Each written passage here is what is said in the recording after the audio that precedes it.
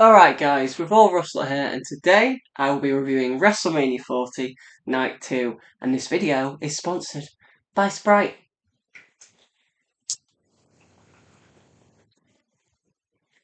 Delicious.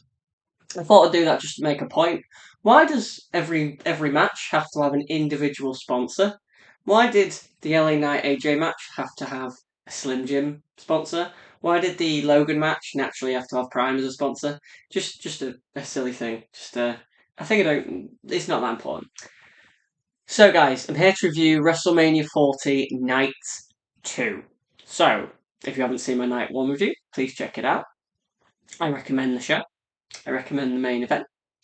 I think I'm actually one of the only people that is as high on the main event of Night 1 as I am.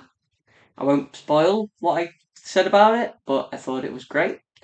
Naturally, everybody was a fan of like Gunther and Sammy and stuff, but yeah, I think I'm the only one who was as high in that main event as other people. And Night 1 set us up perfectly for Night 2. This was a six-match card. I was less looking forward to this night. Night 2 tends to be the weaker show. 38 to Night 2. I mean, last year's Night 2 had Cody and Roman, and it had Gunther and Sheamus and Drew and Bianca and Asuka and the Cell match. But the way last year's show ended maybe made it downer. So Night 2 tends to not be as good. But as you will see, Night 2 was quite the little show. And it kicked off with the national anthem. And then we had the opening match, which was the World Heavyweight Championship as Seth Rollins, who'd competed for 45 minutes on Night 1 in a tag match in the main event. Seth Rollins defended the World Heavyweight Championship against Drew McIntyre. Drew got played to the ring by bagpipes, that was cool, and Seth had like a procession of people dressed up as crocodiles and aliens and stuff. They were both cool entrances that led us to the opening match of WrestleMania. This match was not what I expected. I expected Seth and Drew to maybe be one of the longest matches on the show, and realistically, I think it's the shortest, maybe, or the second shortest. I get that Seth had a 45-minute match the night before, but it was a tag match, so although they did a lot of crowd brawling and things like that, so but that doesn't mean this wasn't good. This was about 10 minutes, over 10 minutes, and it was kind of like a Brock Lesnar match, is what everybody keeps saying. In the sense that, sorry, I should apologise. Still poorly. It's only been a day. Still very poorly. Still got a chest infection. I'm surviving though, just about. Um, so so it was kind of like a Brock Lesnar match, and it was just big move, big move, big move, big move. And I kind of wanted a proper match with Drew and Seth. Like, what we got was actually great, but I would have preferred it if it had been a bit better structurally and a bit just less finisher spamming. So, right out the gate, Drew immediately claimed Seth for a near fall. They went outside the ring, he gave him belly to belly on the floor. He then went and mocked CM Punk on the table, and Rollins gave him a pedigree on the outside, a curb stomp on the table. He got in the ring, and Drew claymored him again. Okay. And then they did a couple of things, like Seth hit a pedigree in the ring for a near fall. Drew hit a neck breaker. Drew hit a future shot, which he was going to go for a future shock on the outside, and Rollins countered it in a super kick to hit a pedigree on the outside and did the curb stomp and stuff. Um, so yeah, Drew did a neck breaker. Rollins hit a curb stomp in the ring for a near fall. It's a pretty clean match. Like there was no interference or anything. Drew was just a normal guy. There was no heat really. There was no shine. It was just guys hitting big finishing moves. And in the end, Seth, I think he went for a frog splash at one point. Yeah, and Drew essentially countered. Countered. Oh, they had the best chain sequence of the match was when Drew went for a claymore, Seth moved, Seth went for the stomp, Drew moved, and then I think that's when Seth hit the pedigree. That was the best sequence of the match. But in the end, Drew ducked under a clothesline, hit a Claymore. Seth kicked out. Seth looked at him, said, "You're going to have to kill me to beat me." Drew hit him with a fourth Claymore and pinned him and won the World Heavyweight Championship. This was like great because it was decent drama and suspense, which is one of the most important things in wrestling. I just kind of wish like it had been an actual match. So I'm going to give it 4 stars. I do think it was great. Maybe I'm being generous. 4 stars now. I'll give it 4 stars. That was my initial thought. And I kind of need to go with that. 4 stars. It was wrestled really well. There was suspense. There was drama. The mocking of Punk. Punk on commentary was pretty good. And after the match, Drew McIntyre went outside the ring and he sat in front of Punk with the belt and just sort of waved it in his face. And then Punk had enough of Drew's shenanigans and he pulled him on the announce table and he hit him with his brace. And then Damian Priest's music hit and Damian Priest came down to the ring, cashed in his Money in the Bank, threw McIntyre in the ring after hitting him with a briefcase, by the way. Threw McIntyre in the ring, hit him with a South of Heaven, and pinned him. So Damian Priest is the World Heavyweight Champion. Kind of cool. I didn't really see when Priest was ever going to cash in. So this is a great way to have him cash in. I kind of think it's a bit weird that he cashed in on a heel. I tend to think you get so much sympathy if a heel just cashes in on a babyface. And it was all about Drew getting his WrestleMania title win in front of a crowd, which he didn't get at 36 and he didn't get at 37. So it was like, the fact that they took that away from him so quickly, 5 minutes later, very peculiar thing to do. But Priest had to cash in at some point, and he wasn't going to cash in on Roman or Cody. So, yeah. So, Damian Priest is the World Heavyweight Champion. I don't rate Money in the Bank matches because they're too short. But 4 stars to Drew and Seth. They had a great match. Seth went to the back. I assume Seth will go away to heel. His back, his knee, heel at all, pretty much. Have some time off, buddy. And it was cool seeing Priest at the top of the ramp with all of the Judgment Day, who all wrestled on the same night. That was very strange. Dom, Finn, Damien, and Rhea all wrestled on the same night. They didn't like separate them like they did last year. So yeah, a bit weird that. But yeah, Damien Priest, the World Heavyweight Champion. I assume that means that the Judgment Day will be like the new top faction. And the supposed Damien Priest face turn. I don't know when that's coming. You can very simply do a Judgment Day sort of Civil War thing eventually, but maybe we've just had a Bloodline one, so do we need a Judgment Day one? Where we have like a three-way maybe, or with Balor maybe getting elevated to that world title again. Or even Dom. Even Dom, but probably less likely Dom. Yeah, 4 stars to the opener, and then Priest cashing in was very cool, and I actually did not expect it. So yeah, very cool. Very cool. Second match on the show was well, technically the third.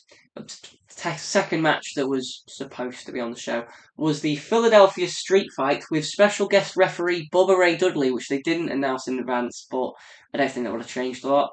Bubba Ray Dudley, an avid WWE supporter and an avid AEW criticizer, probably the best word to use. This street fight, I said to my friend, why is this on WrestleMania?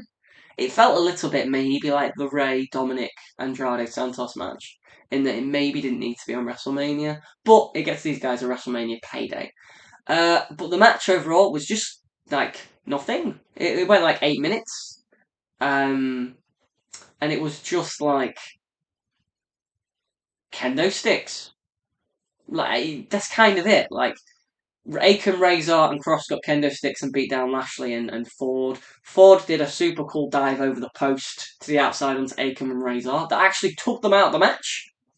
Okay? Aiken Razor did nothing in this whole match. B-Fab and Scarlett got into it at one point, and Scarlett attacked B-Fab with a Singapore cane. And then B-Fab gave her a Russian leg sweep off the apron for a table, which was kind of cool, which I think is the most physical Scarlett's ever got in the WWE.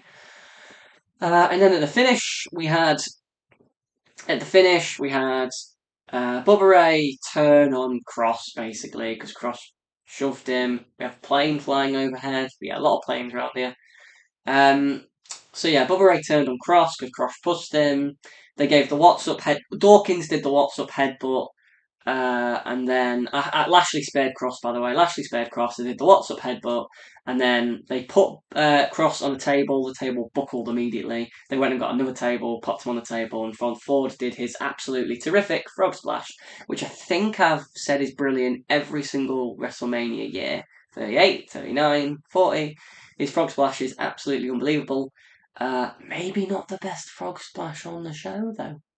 There is maybe a better one, which we'll talk about later.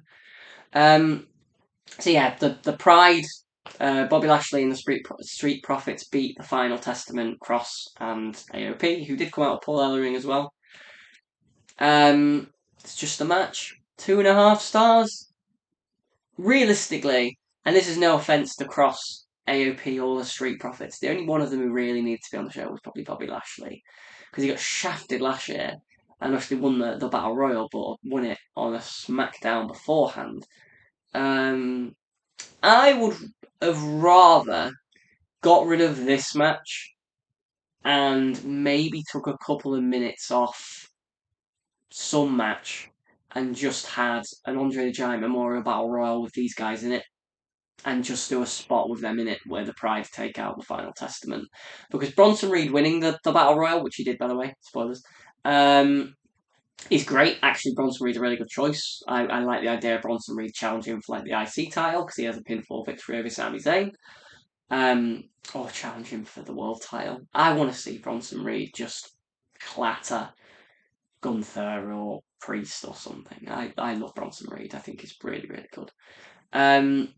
So yeah, I think that it's a bit of a shame that the Andre Giant Memorial Battle Royal wasn't on the show. And if you could have got rid of this match is about 8 minutes. Get 5-6 minutes somewhere else. 15 minutes for your Battle Royal. You could have taken out one of the packages or something. I don't know.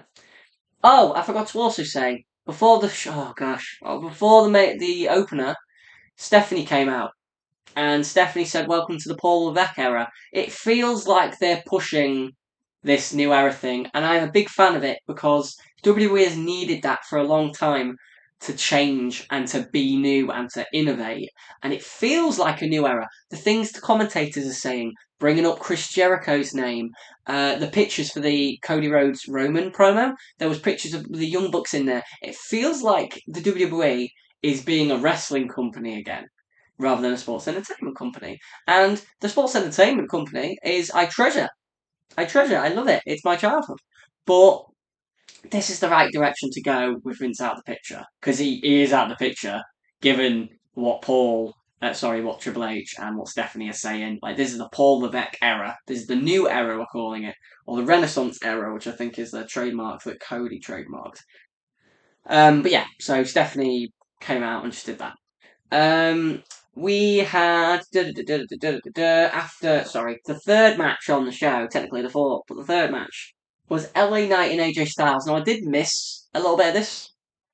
I was taking my dog out for a wee, so I did miss a little bit. I could have just paused it, I guess. But I did what I saw, which was most of the match. It was like pretty good. I like AJ Styles. I don't know why he's put like £30 on. He's jacked, proper jacked now, which he's never been this jacked before in his entire career. Maybe he just wanted to innovate and revamp himself. I suppose he's been AJ Styles for a long time, and now he's buff AJ Styles. So, but yeah, I thought this was pretty good. I don't think I ever got great. The best part of the match was when AJ was on the top rope and LA Knight did the springboard to the top rope, the leapfrog to the top rope, and gave him a German, and AJ flipped over, and it was fantastic. Outside of that, like AJ went for a 450 and missed, and that's when LA Knight hit the BFT and won. LA Knight needed to win. AJ's just a guy on the way down, so yeah, this makes sense. LA Knight is on the way up, you know. The crowd loved him. He was one of the more over people on the show. They did the boo yeah spot with the punches, and it was kind of just a match. I'm gonna give it 3 stars. 3.25, 3.25, 3.25. I'll be fair, 3.25. It was pretty good. It wasn't good. It was pretty good. and the finish was good with the BFT, and the German was good. There are parts of LA Knight that are really, really good. I don't think he's great in the ring. I think that the character is brilliant, and his promos are very good, and he's very natural talking. AJ is terrific naturally, so we've got a pretty good match here. But yeah, this was pretty good still. That was it's pretty good, 3.25 stars. Fourth match on the show, the triple threat match for the United States title. Before the match started, Kevin Owens was walking. I think Logan Paul came to the ring first. Yes, Logan Paul came to the ring first, and he came with his Prime friend in a bottle, which I assumed would be KSI, and he came out on a Prime truck which shot fireworks. Yeah. So he came out, he was in the ring. Kevin Owens was walking down to Gorilla when he saw Sami Zayn, continuing the story of last night when Owens met Zayn at the Gorilla position, and Sami said, "Now it's your turn." And Kevin Owens went out, got a golf cart, drove down to the bottom of the ramp, and then Orton's music hit, and Kevin Owens drew all the way back, picked Orton up. They both went down the ramp together. Now, at the beginning of this matchup, wasn't a big fan of because I don't tend to like two baby faces teaming up on a heel, especially in a three-way, especially when a heel is probably going to win, because it just doesn't really sit right with me. So yeah, they beat Logan up. They took turns back suplexing him on the table, and then eventually Logan pushed Owens into Orton, and that's when they started fighting each other. There was some great stuff in this match. It was a very, very good three-way, a very good three-way. Logan doing a buckshot to both men. He did a buckshot at one point, which was countered. Owens did the fisherman's buster, but on Paul, but it turned into like a fisherman's jackhammer, which accidentally looked really good. Orton did a double draping DDT at one point. Oh, I did. Oh, that's the thing in the LA Knight match. The LA Knight got back body dropped onto the concrete outside. Forgot about that. Sorry. Um. So yeah, they did a double DDT by Orton. He went for the RKO a few times. He hit the RKO on Logan. Hit the RKO on Kevin Owens. Logan broke up the pin. He then hit the RKO on Logan, and the bottle pulled Logan. The person in the bottle pulled Logan out of the ring. Oh no, he was going for the punt. He was going for the punt on Logan, and the bottle pulled Logan out of the ring, and the bottle unmasked, and it was not KSI. It was I Show Speed who barked at Randy Orton, and Randy Orton booted him as hard as he could. Took his bottle off and then RKO'd him on the announce table, which did not break. Did not break that table. Taking a lot of punishment tonight. Strong table. Orton got back in the ring.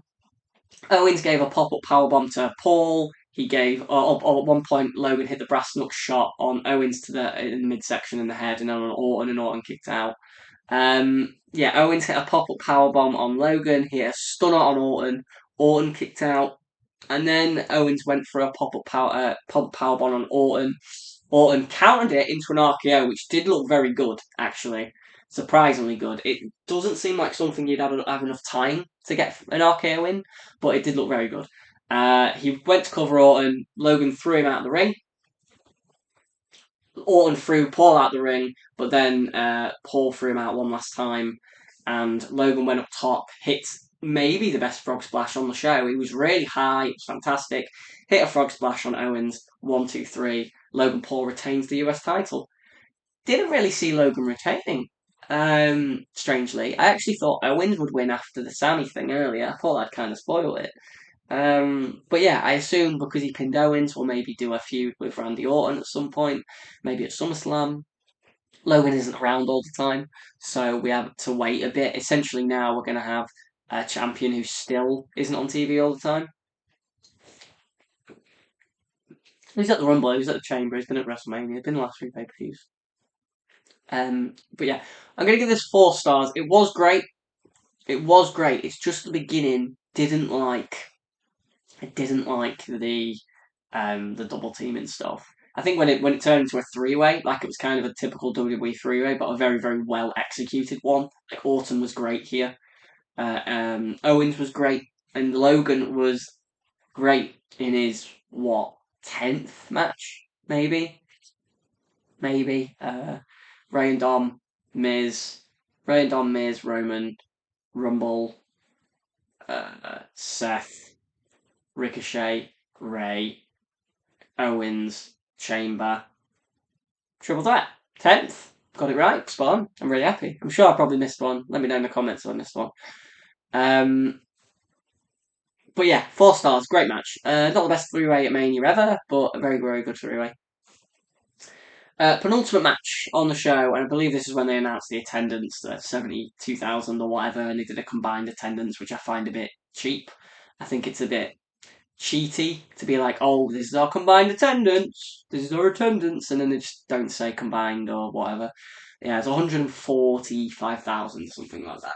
So, a very successful gate for Mania this year. $17 million gate per night, I think Dave Meltzer said. Penultimate match on the show. We obviously had the Hall of Fame people come out, by the way, which was like Paul Heyman, Muhammad Ali, Thunderbolt, Mike Rotunda and Barry Windham, and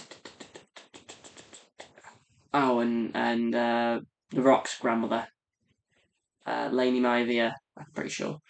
So yeah, penultimate match. I keep saying SmackDown. WWE Women's Championship. Io Sky defending against Bayley. Both women got special entrances. Bayley came out in like an Egyptian goddess sort of thing, where she was carried down the ramp a little bit. She got new music, I think, as well. Io came out. Oh no, Io didn't get a special entrance. She came out with damage control, and they then went to the back. This actual feud is one of my most looked forward to things going into Mania. I love Bayley. I actually think Bayley's a bit unfairly treated sometimes. She was my favourite horsewoman for a long time. Like, the Brooklyn match is one of my favourite matches of all time. And I think on the main roster, she's never been treated the same as Becky, who was obviously a much bigger star, as Charlotte, and when she was there, Sasha and Mercedes Moné. And so this is her first singles match at WrestleMania. It's very strange. She was at WrestleMania 33, she's at WrestleMania 34, she's at WrestleMania 35, she was at WrestleMania 36, she was not at WrestleMania 37, she was not at WrestleMania 38, and at WrestleMania 39, she was in a 6-man. So the fact she's never had a singles match at Mania is mad. And this is Io Sky's first WrestleMania singles match as well. And this only went about 15 minutes, but I've almost got a new appreciation for 15-minute matches. This was absolutely fantastic. I think this was one of the best women's matches for quite a while, probably since Charlotte and Rhea last year. I think that match last year was better. It was 10 minutes longer. But this was an excellent match.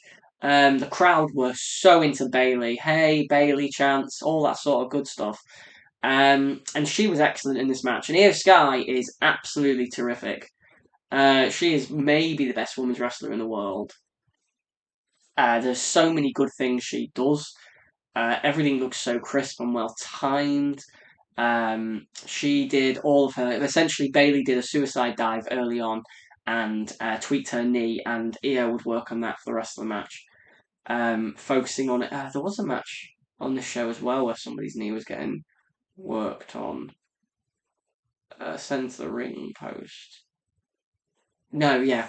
It was Bayley who went for it, yeah, and then she went for like the drop kick under the bottom rope, and Io caught her, and then she slammed her leg into the ring post and worked on the leg for the rest of the match.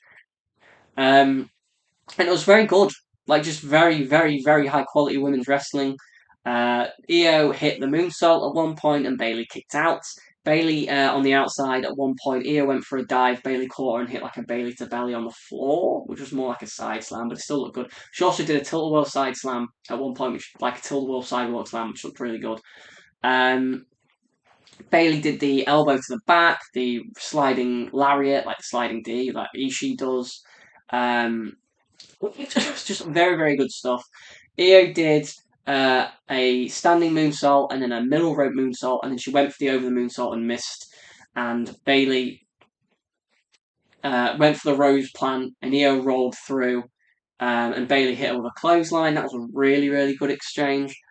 But towards the end of the match, Bayley, she planted Io with something. She countered something, which put Io down. I can't remember what she did. I can't remember. She basically she did the elbow drop off the top, and then she hit a rose plant, which isn't the greatest finisher in the world, and that's how she beat Io. Elbow drop, rose plant. I love it when matches just have someone hit a bunch of moves and win. And that's what Bayley did. 4.5 stars to the women. Bayley's the new WWE Women's Champion. I may be overrating this, but I thought this was excellent. I thought this was really, really good. Maybe the best thing on the show as a match. But yeah, 4.5 stars. Bayley wins the WWE Women's Championship. Right time, right place, right woman, right story. Turn Bayley babyface. She's not quite huggy Bayley, and I don't know if we'll ever get back there. But she's a babyface, and she's a very natural babyface. I think she's such a likable person, and everybody loves her. I wonder if Izzy was there, Bayley's biggest fan. See her big WrestleMania match. I'm very happy these women got this match on the show. It was great. 4.5 stars, as I said. It wasn't as good as Charlotte and Rhea last year, which I did also give 4.5 stars, but it's actually probably closer to 5. But yeah, excellent match. Really, really good. Io Sky has had a criminally underrated little title reign and had some very good defences.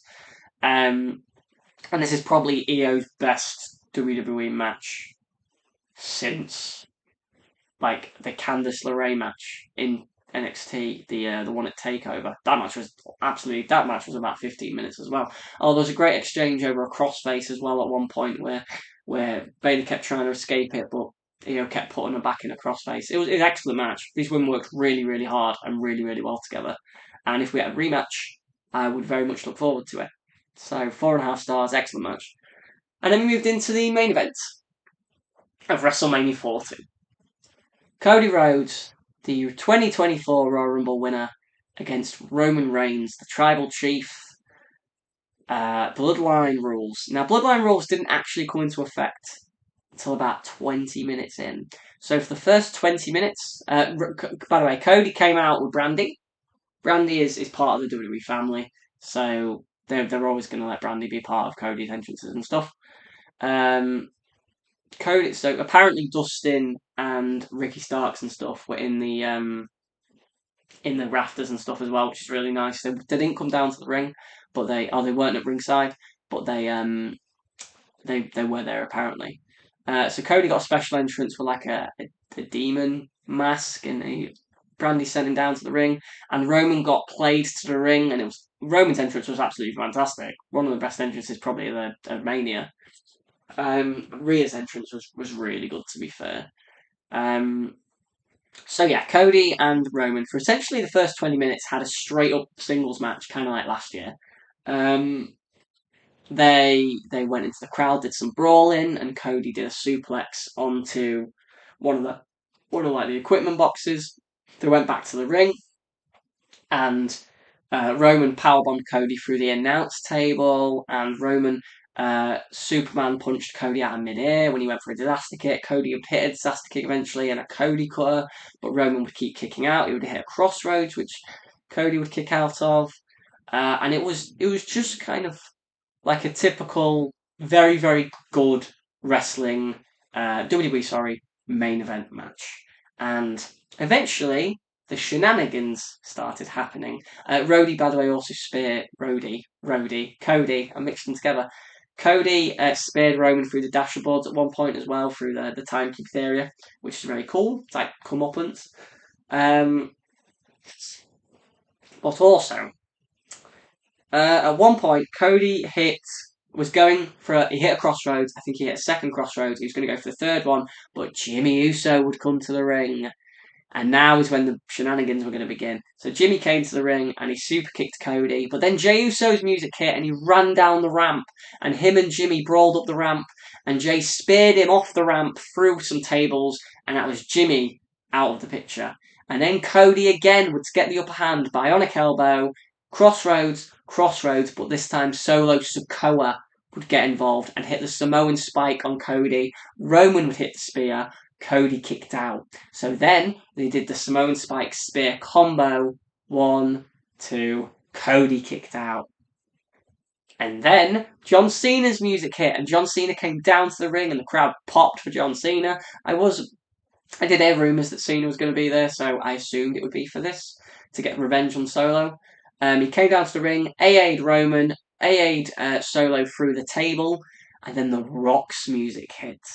And essentially, this became like a 40 years of WrestleMania match. Like, Rock, Roman, Cody, the Usos, who did main event WrestleMania last year, Cena. Rock came down to the ring, Cena mocked him, went for a strike, Rock hit him with a rock bottom, got his weight belt off, was going to hit Cody, and then the Shield's music hit. And you couldn't see, and I was like, the Shield? Do you know what's so weird? When the Shield's music hit, I went, they have not got Jon Moxley. They've not got Jon Moxley to come back as Dean Ambrose and defeat Roman Reigns, have they, surely? And help him defeat Roman Reigns, sorry. They didn't. That isn't what happened.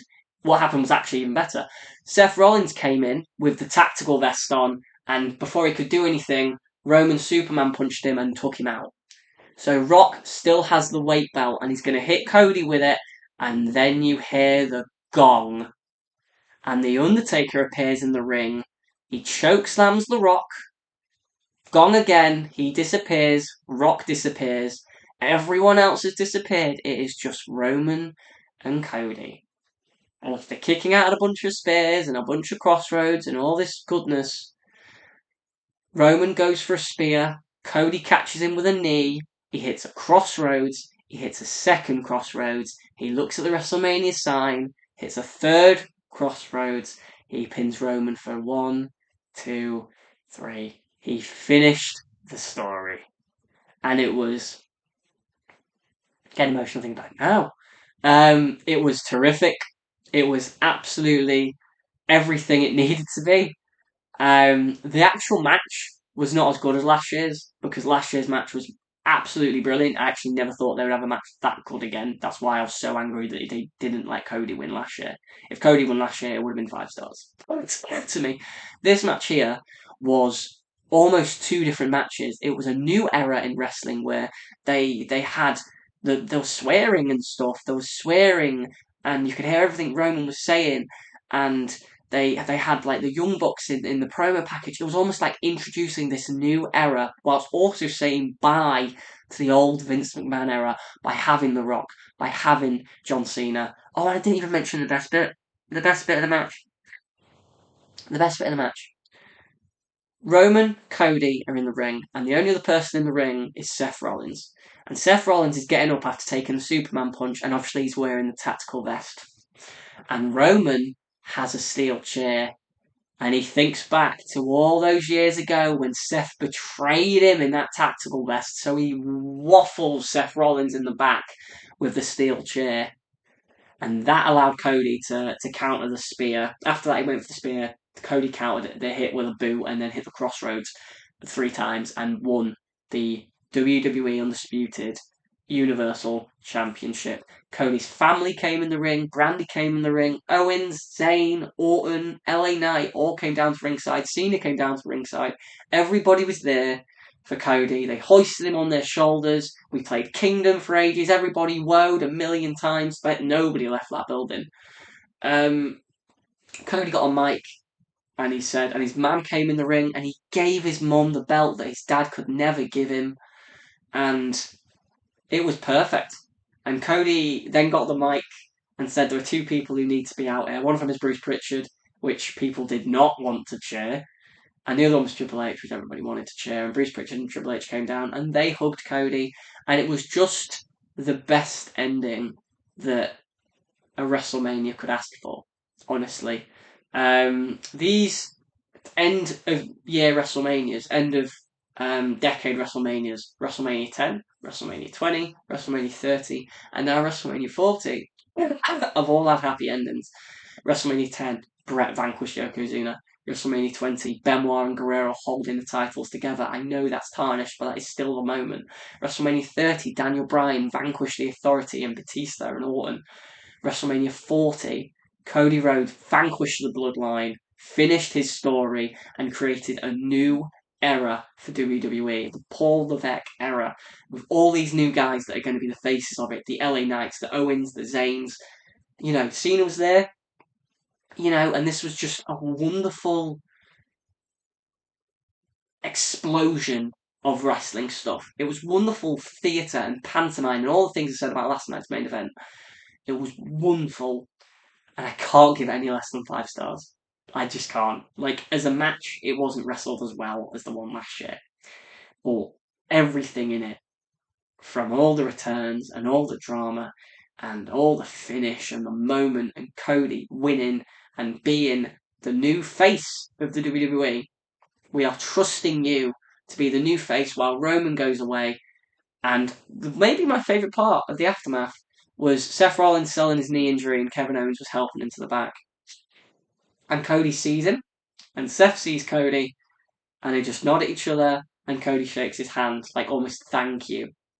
Thank you for doing what, I know we didn't get the job done last night, but thank you for trying and helping me get through this. This was terrific. I'm getting emotional just think about it. And Michael Cole on commentary, maybe the best he's ever been after this. He talked about Cody being a little boy and meeting him and meeting his dad and him going away and being unhappy with his position in the company and him coming back and being the best and beating the Bloodline and finishing his story. Michael Cole was perfect. And at the end of it, he said, I love professional wrestling. And that was another thing where I was like, oh wow, professional wrestling, we're saying the word. Or the phrase. Very strange. But this was perfect. If I have children one day, which I'm likely to, if I have children one day and I get them into wrestling, this will be like a WrestleMania moment I will never ever forget, and I will show them and say this is the greatest, maybe, WrestleMania moment of all time.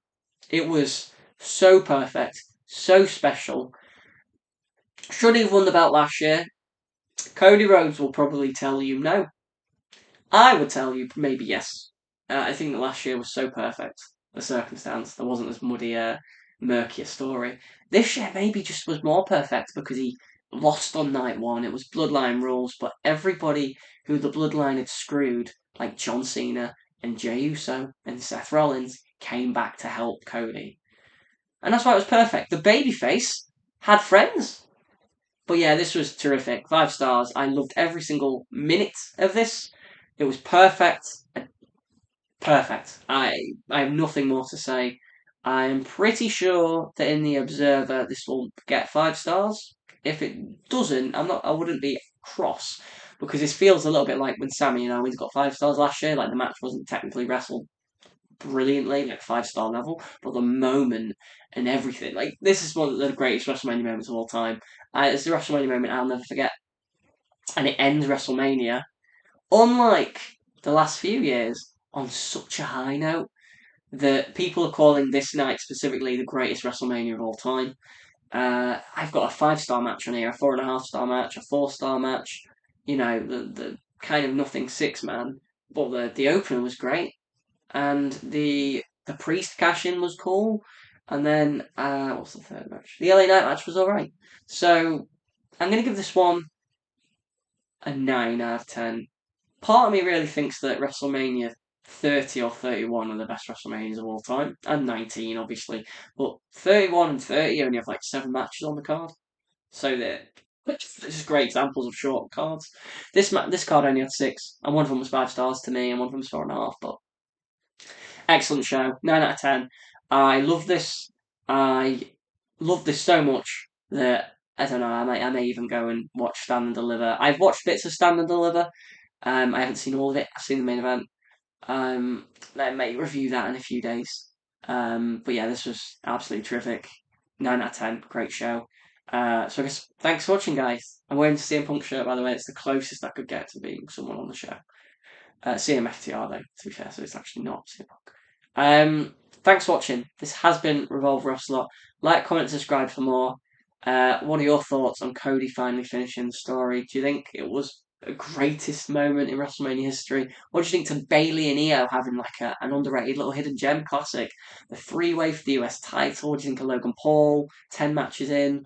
What do you think to the street fight? What did you think to LA Knight and AJ Styles? What did you think to Drew McIntyre and Damian Priest's cash in? Um, we finished the story. I reviewed WrestleMania for 37, 39, and 40, and I've covered Cody Rhodes' story. I obviously reviewed SummerSlam 2023 as well, which Cody was in. I've reviewed the return, the fall, and the rise of Cody Rhodes. And just a wonderful way for me to end this review. He finished the story. I'm so happy. He's one of my favourites of all time. And we're in a new era. And I guess I'm going to say thanks for watching, guys. This has been Revolver Ocelot. Like, comment, and subscribe for more.